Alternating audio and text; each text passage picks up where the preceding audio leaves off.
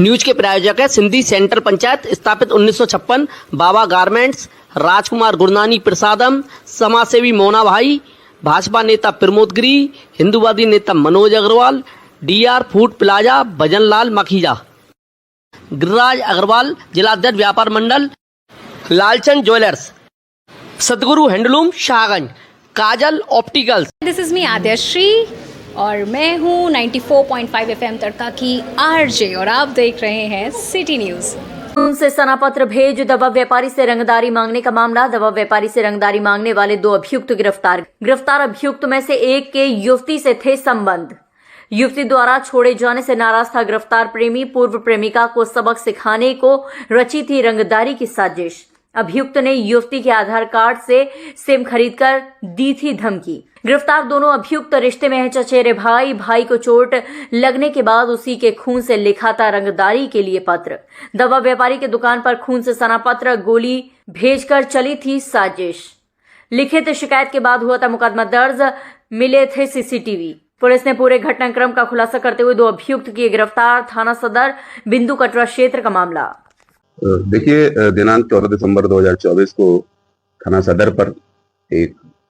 सदर अंतर्गत निवासित ही एक दवा व्यापारी है, इनका मेडिकल स्टोर है।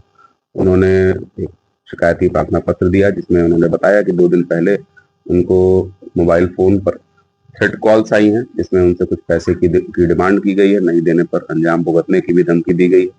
और उसके 1 दिन बाद उनको एक पत्र आया है। इस पत्र में कुछ खून के धब्बे थे और एक बुलेट उस पत्र से चिपका के भेजा गया था। कुछ 2 लोग स्कूटी पर बैठ के आए थे और उन्होंने वो पत्र उनके दुकान पर देके और चले गए। और इनकी शिकायत पर थाना तत्काल सदर ने अभियोग पंजीकृत किया और टीमें इस घटना के सफल अनावरण के लगा दी गई, क्योंकि बहुत ही गंभीर मामला ये सुनने में प्रतीत हो रहा था।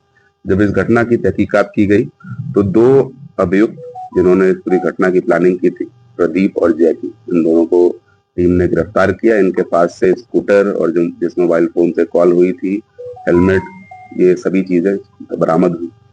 जब इनसे पूछताछ की गई तो पता चला कि इस पूरे घटना की प्लानिंग अभियुक्त प्रदीप है, उसने की थी।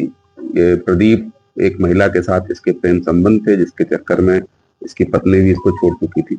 और वह महिला, अब वह किसी और के साथ उसके संबंध हो गए थे।